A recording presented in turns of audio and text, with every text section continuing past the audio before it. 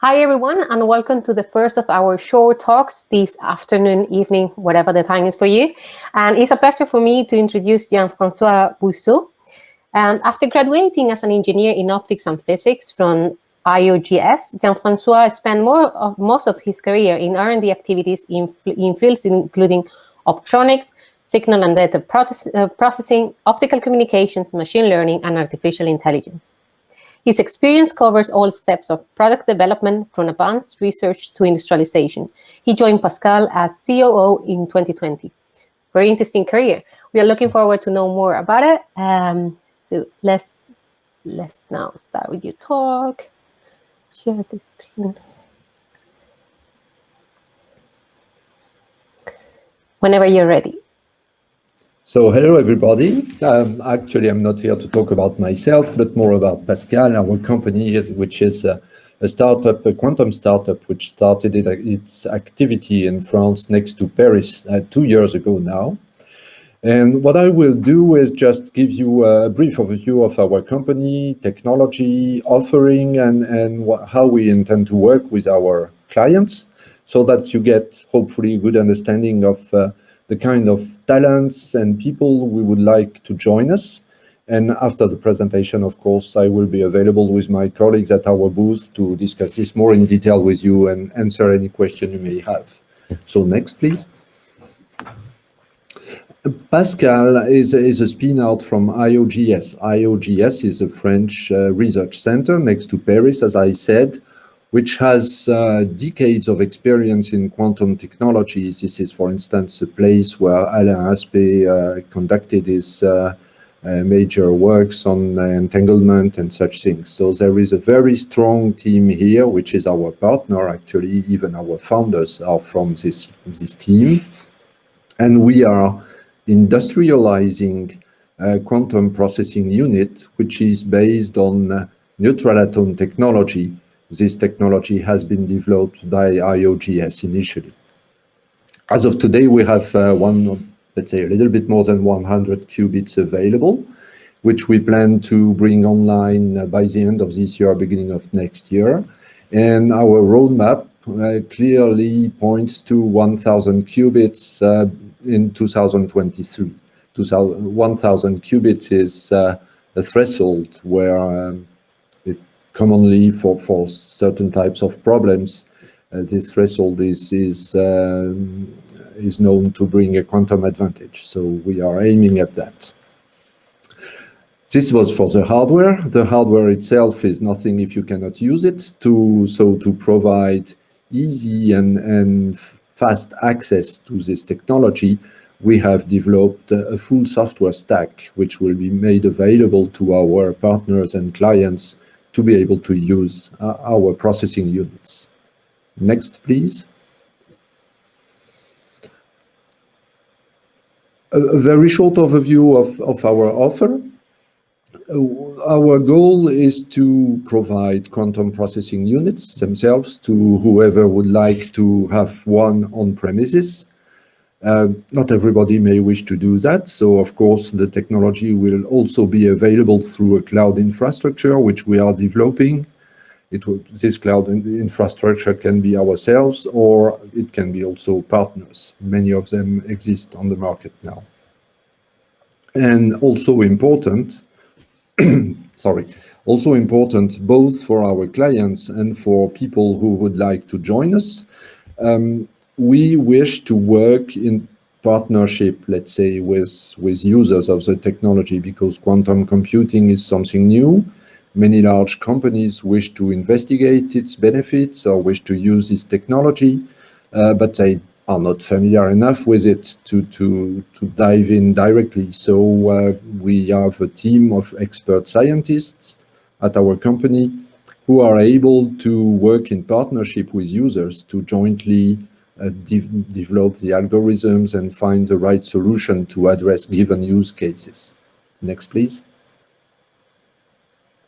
This is an example, just an illustration of what I said before. We believe that really bringing quantum technologies practically to the market requires working in partnership. What I mean is that On the left here, you see end users with new use cases. They have a need, whether they are corporate users, they are HPC centers, they are academics, they have a need, but there is, in many, many cases, there is a given amount of research to be done to address this need using any quantum technology. So this is something which we work at by ourselves and also with partners, academic partners, for instance. And we develop, whenever needed, new algorithms or adaptations of existing algorithms to solve the need from our users and run it on our QPU. And then the loop is closed. Next, please. Next, a few words about our technology. Many of you probably are familiar with it. It uses neutral atoms, which are cooled using laser beams and which are trapped in vacuum chamber using optical and manipulated individually using optical tweezers. So this, at the hardware level, requires skills and knowledge about lasers, optical modules, vacuum technology, and of course, quantum science of atoms themselves. Next, please. A few words about the benefits of this technology, its key advantages. It has a very high scalability potential. As I said before, our roadmap aims at having 1,000 qubits available in 2.5 years from now. We don't see a big risk at that. It is now we have a roadmap. It is more a question of industrializing than a question of research. This technology provides a high flexibility levels because atoms, as I said, are manipulated individually. They are manipulated in a vacuum, meaning that there is no solid state device to represent or to carry the qubits and the information. It means that the atoms can be located or placed at any relative configuration to each other in 1D, 2D, or 3D geometries. So this provides a high flexibility and a high potential to implement various problems, various Hamiltonians, and thus give a high variety of use cases. Connectivity is also very high because we use especially Rydberg interaction to parameterize interactions between the atoms. And this Rydberg interaction radius is quite large, meaning that the atoms can interact not only with their nearest neighbors, but also where the atoms which are some distance further away. And as I said, it is possible to have the array of atoms configured in a 3D geometry, which again increases the potential for interaction and connectivity. Next, please. On top of that, the QPUs can be operated in two different control modes. The digital is, let's say, quite standard because it is implementing quantum gates on the circuit and on the atom array, sorry.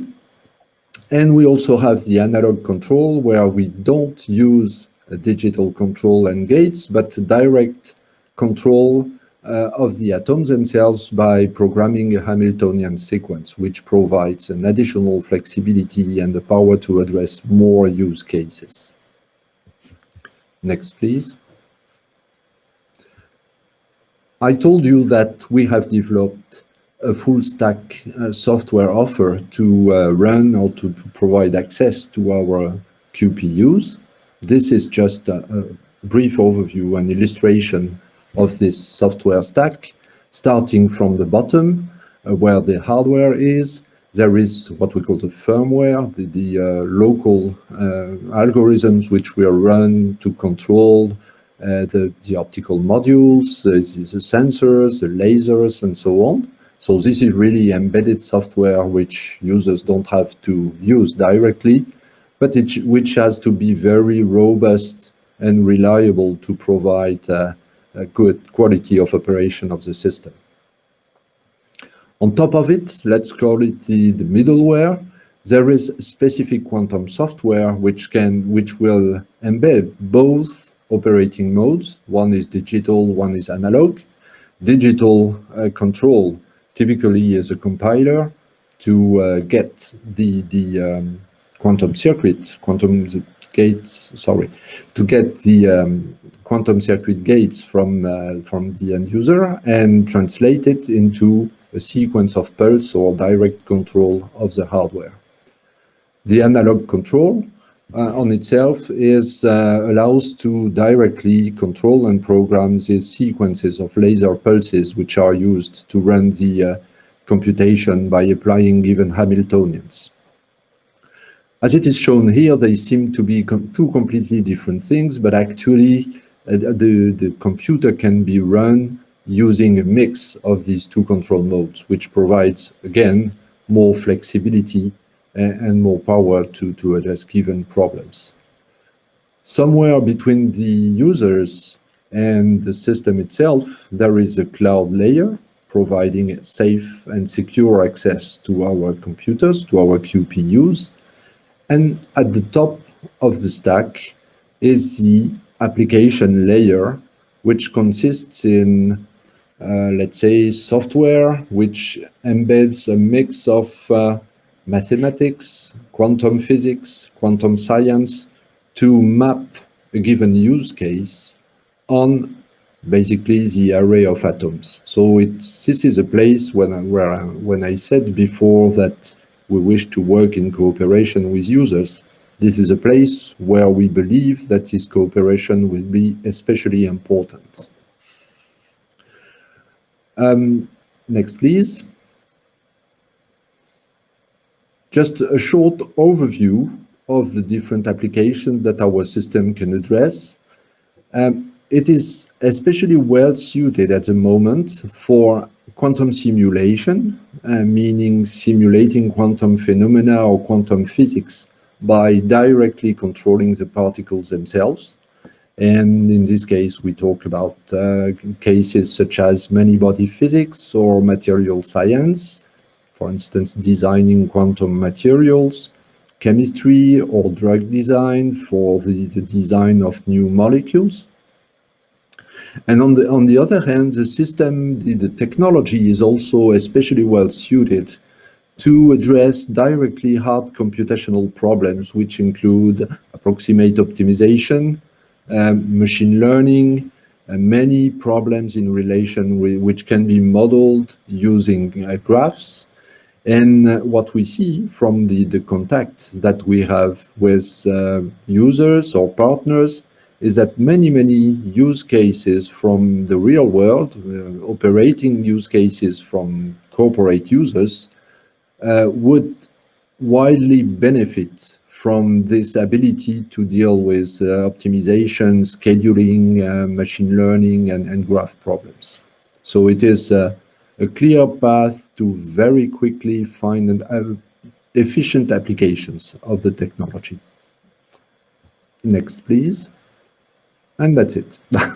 So I gave you an overview of what we do, the things we have developed and which will be available, which are available now to users and which will be available through the cloud by the end of first quarter next year. We are growing fast and we are industrializing a technology which is really deep tech. And we need skills in many different areas, such as quantum science, of course, both in the lab for experiments or for developments and setting to work of prototypes, but also for application design. So which are people who are more on the quantum software side. We have both quantum hardware and quantum software engineers. And we are industrializing the technology, which means that we also need numerous skills which are not directly involved in quantum science or quantum research, but who would more be involved in industry and design in areas such as mechanics, vacuum science, lasers, electronics, and all software layers. So this is a very broad range of skills we are looking for, and we will be really happy to talk with you more in detail about all this at our booth during the minutes or hours to come. Thank you very much for your attention. I hope I've not been too long. No, it's fine. Thanks, Jean-Francois. I think it was really good. I really love that you emphasized the variety of skills that you're looking for, because people are asking these again. So, what are quantum software skills? That's a strange question from Nasir. What are quantum software skills? Yeah. Oh yes, it's not. It's not strange. It is just software can be is quite a standard thing today. I mean, any industry uses software and software skills and IT people, but quantum software is really a specific thing, which consists in people who are quantum software engineers at our company are not developing software by itself. They do it, of course, but their main task is actually understanding the use cases, understanding the problems of the users, and understanding how to map them on our quantum technology and how to find the optimal solution, the optimal quantum solution to address and efficiently solve the problem. So it is a combination of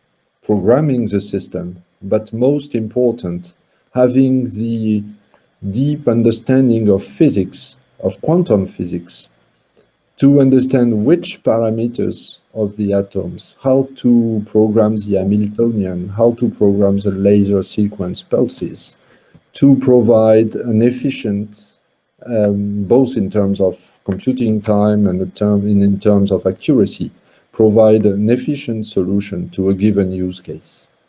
Interesting. This is what we mean with quantum software. So it is a mix of software and very important quantum science. So more about mapping the problem from the end user into... Exactly.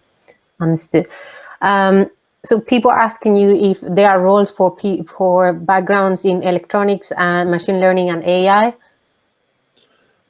We have roles for electronics, yes, because we are designing hardware. We are industrializing, as I said, the technology which is from the lab. So it needs to be transformed from a lab system into, you may have noticed in my slides, a view of a QPU. It is something which has to be integrated in a high performance computing center. So it looks like a set of racks, of these IT racks that you see today in these high performance computing centers. So there is a lot to be done. We are working at that, but for the next generations and all along the path, there will be a lot of things to be done to run, develop, and improve all the time these industrial grade products. So this is a place where electronic engineers definitely play a key role. And Jean-Francois, I think we need to stop now because we are running 15 minutes late on the schedule. sorry. Yeah, so thanks a lot again. I will forward you the questions, but remember, just visit Pasqal booth and you can ask the rest of your questions to Jean-Francois or whoever is there. Thanks again and hope to see you soon. Bye. Bye-bye.